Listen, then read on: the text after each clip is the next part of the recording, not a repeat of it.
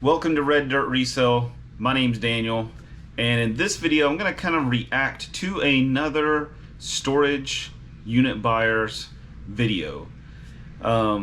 Probably if you watch videos like this, then you've heard of Treasure Hunting with Jebus, and I don't have anything negative to say about him and his videos. Him and his wife, they make videos buying storage units and just showing their life in the business. And his channel is way bigger than mine is. He has like over 600,000 subscribers, and I've only got like 5,000 subscribers. So as far as YouTube goes, he's way bigger, has way more viewers, all that kind of stuff.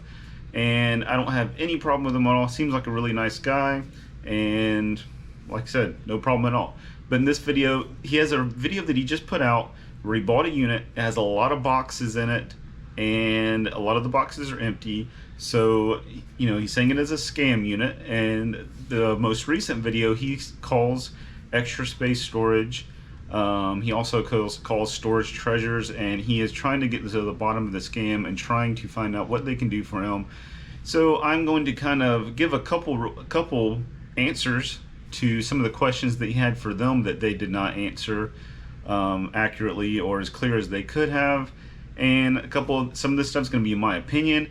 Some of it's going to be fact based off of, I've been buying storage units for well over a decade, and I bought a lot of storage units back when, for years and years, when the auctions, were live, where we actually went out in person, and you really learned a lot more back then about the auction process, because many of the auctions were done by the district managers. Like Public Storage, all their auctions were done by the district managers. So you learned a lot of the rules. They would tell you a lot of the rules that they had to follow, their corporate policies and legalities that they had to follow. A lot of the auctions were done by owners of the facility, so they would tell you that. Also, I personally know a couple of owners of storage facilities, and not just one single mom and pop, but they own many facilities. So I know a couple of them, so I have a little background. Also, I am a licensed auctioneer in the state of Georgia. I've been a licensed auctioneer for years and years now, and so I have a little bit of knowledge of the way the auction process works. First off, the way the auction process works in Georgia. Now, this could vary slightly from state to state, and I know there are actually differences, but a lot of it does carry from state to state and would apply in, I think he's in Virginia. I'm pretty sure he's buying in Virginia. I think he buys in other states too, but Virginia is where I'm pretty sure that unit was bought. Could be wrong on that, but this is my knowledge from Georgia, which does carry over, but there could be small differences. So I'm not saying this is 100% the case everywhere, but a couple things about the legal process of doing a storage auction, which a lot of people don't know. Actually, a lot of people that work at the storage facilities, I've learned, do not know all the legalities of doing a storage auction. When someone is late, basically the basics of somebody's late, they have to do an ad in the legal section. They have to send out certified letters, and that's on top of them calling them and all that stuff in their own letters. But they have to do a certified letter. They have to post it in the legal ad. The date has to be correct. They cannot do the auction if the date is incorrect. They cannot do it before the date in the legal ad. Everything has to be 100% correct there, because this is a lien sale. This is a bank ordered lien sale, and it has to be followed to the T, or it's supposed to be. Yes, there are times where it's not 100% followed, but it is supposed to be. And big companies like Extra Space and Public Storage, they're going to do their best to follow that, because they're open up to large lawsuits, and people know they have plenty of money. So these companies usually, dot their I's and cross their T's. But basically what happens, once the person is a certain amount of time late, most of the time it's like 90 days late. Once they're 3 months late, then they can do the auction off the stuff. They start the auction process sooner than that. Usually, after they're 30 days late at some point, they start the whole process. They, cut their lock off, they overlock it, they cut their code off, they begin to send out letters, they take out the legal ad, all that kind of stuff. When you have an auction, when it used to be live, you could not enter the unit at all. You weren't supposed to be. Now, there's always mom and pops where rules were bent, rules were broken, but you're not supposed to be able to go in the unit at all. And actually, the threshold, the line, when you open the door, the imaginary line right there that the door closes on, you are not even supposed to lean in. And there were places that were straight. Literally, if your nose was across the imaginary line, they would get on to you and say, "Don't do it again, or you're gonna have to leave." Nobody was supposed to do that. Even, the people that work there were not supposed to, because this is, it's kind of like when you rent a home. You don't own the home, but while you're in there, you have a lease and everything protecting you. And, the landlord can't just legally walk into your house at any time unannounced. So they cannot go into this person's unit. Why, even if they're late, and defaulting on it, they cannot go in. Now, obviously, if they're cutting the lock and their cutters fall into the unit, reaching over and grabbing them, that's, an exception. But overall, they're not supposed to go in the unit. Nobody's supposed to touch the unit. Nobody's supposed to cross the threshold. And the reason why they do an auction on storage units, the whole basis for why they chose to do auctions, this became the legal process versus just selling the stuff, is to protect the buyer from, so the facility can get their money back. They can recoup their money. So they can recoup the back rent owed to them. Then you have, advertising fees for doing the legal ads. You have fees for doing the certified letter. So there's auction process fees. There's lock cut fees, because they have to send somebody in there to cut the lock off. So there's a lot of fees that add up, late fees and everything. So a lot of times, even if the person, only owes, $100 a month, that's what they paid for the unit. Say they're 3 months behind, it's not just $300, and it ends up being a good bit more than that. So the facility is trying to recoup those fees to get that money back, and then have that person, all their stuff clean out of the unit in a timely manner. That's why they only give you a short amount of time, so they can, as quickly as possible, get a new customer in there that is paying rent. And that's the whole point of the business, is to pay monthly rent to use their space. Now, the reason that's for the owner of the storage facility. Now, as far as the tenant goes, the reason they do an auction is because the auction has been determined, that's what they figured out, was the best way to get fair market value for the items that are in there. And, because if you have an auction, people show up and they're going to bid accordingly based off of what they see, what the going market is, whatever, and versus just selling it to one person. Because if it's just selling it to one person, then, the owner of the storage facility, they can begin to do some, it's more likely they can do some unethical stuff, selling it to certain people, to family members or anything like that, charging really high prices, not working with someone because they know they have nice stuff and then they're going to charge these crazy high prices, or, just not caring about the people's stuff and getting them out of there quickly and just charging prices that are, much lower. The unit is this big, beautiful unit full of stuff, and they tell somebody they know or a friend they can get it for, $50 or $100, and they don't really go through the due process because, they don't care. But anyway, so the auction is the best way to generate fair market value. So, but the only thing that the facility is supposed to be doing is getting their money back and getting the tenant out. They're not supposed to be in the business of selling people stuff. That's not the point. It's not to be making money off of their stuff.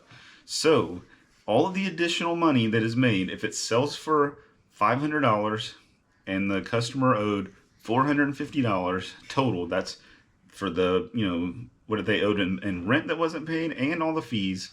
So if it was $450 and they owed, and then the unit sells for $500, then the customer is supposed to get a check for $50. That is legal. That's the legal way to do it. The storage facility has to do that if they're following the law 100%. This is not a company policy. That's one thing in the video I saw when he was talking to the facility. He thought that this was a extra space company policy, and he said, why don't we just donate the extra money to a charity or something like that. That money is going back to the tenant because that is the law. Now, could the law be changed? Yes, it could be changed. But the deal with that is the facility is not supposed to be making money from selling the people's stuff. They are supposed to be recouping money that is owed and moving on from that person, and not in any way have any kind of thing going on, any kind of scam going on where they are making money off of people's stuff. So extra money is supposed to go to the tenant. I do know a lot of, sometimes the mom and pop facilities and don't send the money. A lot of times what they do is they would hold the money. They would have all the records, and they would wait on the people, if the people ever came and claimed it. But the problem is a lot of these people disappear. The facilities can't find them. People die, and they don't even know who to send the money to, or the people will disappear. They won't answer the phone. They won't answer letters or anything like that. They literally just disappear, so they can't find them. So the facilities a lot of times just have to hold this money. But the way it's supposed to work is they are supposed to give them that extra money. So that is the way that they have to do it to follow the law. So Extra Space, Public Storage, all these big companies, they do everything they can to follow the law as close as they can because they don't want to get sued. And that is the law. It's not something that they're just doing, the Extra Space is doing whatever. This is the law. They have to do that. So I know you're asking why don't they change that, but they can't change that. The law would have to be changed, and the law has already determined that this is the best and most appropriate way to do a lien sale. Okay, another thing is, like I said, I've been an auctioneer for a long time. We run an auction every single week. Well, actually now we're doing it bi-weekly, but we have done it every single week. Basically, we've been doing an auction consistently for years and years and years now, alongside the fact that, me attending auctions and being a part of the whole process. Okay, everything in our auction is as is. When we sell a single item or whatever, it's as is. And a lot of times we tell people, sometimes we will guarantee something. That kind of overrides as is. It's like this TV is tested and works, we guarantee it. But a lot of times we will sell something that's like, we don't know. It's as is, it could work, it could not, it could be damaged, could not, we don't know. But it's as is. The customer, the bidder, they agree to that before the auction starts, and then they have no room to complain afterwards. You agreed to this. You can't agree to something, and when you bid in an auction, it is a legally binding contract. So there's been a lot of times people have bid on stuff and, they don't come to buy the stuff. We don't ever take legal action to pursue that because, a lot of times, it's, $10, $20 or, a few $100s. It's just not worth it. But the same law applies to selling, knickknacks that does to, if you auction off a vehicle or a priceless antique that goes for $500,000. So it's a legally binding contract no matter what. And like I said, you agree beforehand that everything is as is, sold as is, where is, with no guarantee. When you go on Storage Treasure's website, if you go to the terms, there is a paragraph that says, everything is as is, there's no guarantees, and, that you are agreeing to that, and you understand that they're not guaranteeing the condition or anything of any of the items in these units. And like I said, I've been buying these for years and years and years, and I've gotten so many units that turned out to be garbage, many times. So many units that turned out to be great, had awesome stuff in it, but yes, many of them turned out to be garbage. Boxes were empty, or nothing that, people will take a TV box and they stuff it full of paperwork, or put books in there, or put pictures in there, just pictures you hang on the wall, whatever. They take shoe boxes. You can have Nike shoe boxes stacked up in there, and it's all receipts when you open that up.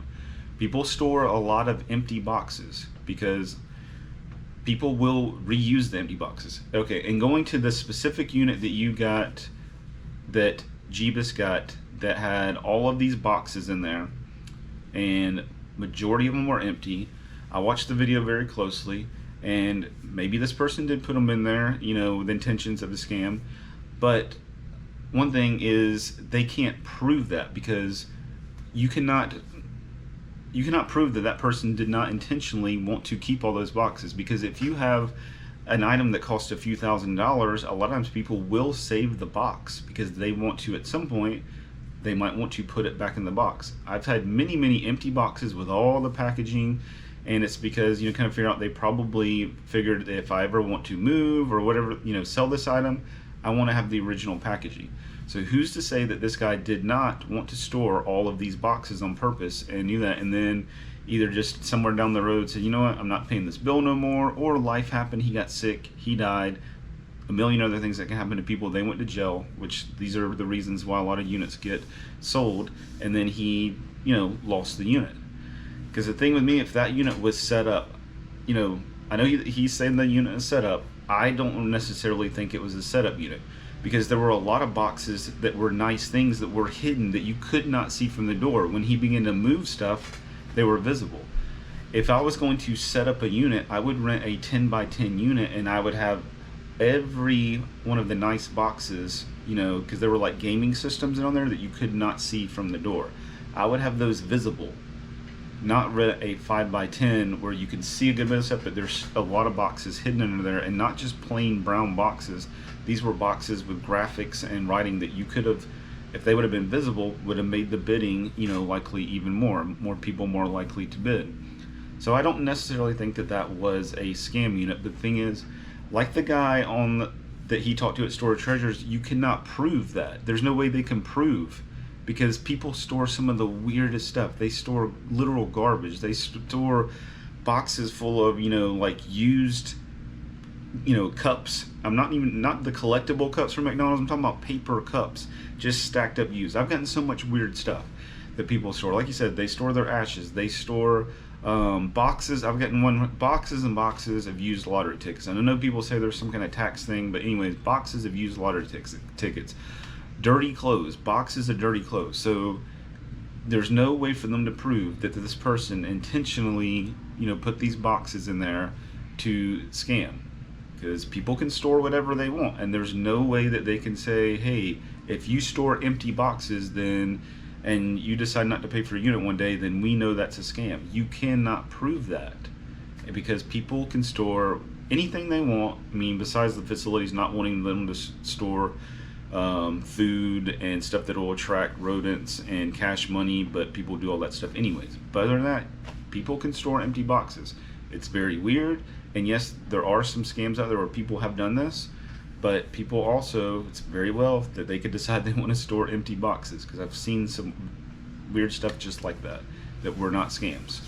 Another thing is, if somebody does this scam, if they do set this up, they set all this stuff up in there, they don't pay, so the unit gets auctioned off. A couple of things. First, this gets reported to the credit bureaus at most places.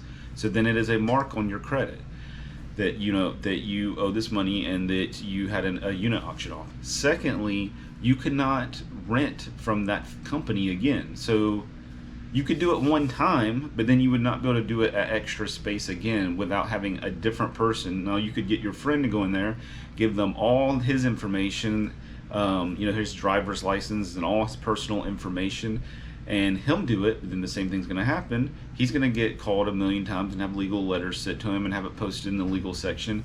And then, if it goes over the amount owed, then yes, he would get that money, but then he would have a tarnished credit record because of this. So it's very unlikely that someone's going to just continue to do that over and over. They could, but there's very little that they can do to prevent that, because besides not letting that person rent again, which they do because they don't want someone that hasn't, that didn't pay to rent again, but to, say because they stored empty boxes, it's just like the guy said, there's not concrete evidence there that that was a scam, because people can store empty boxes.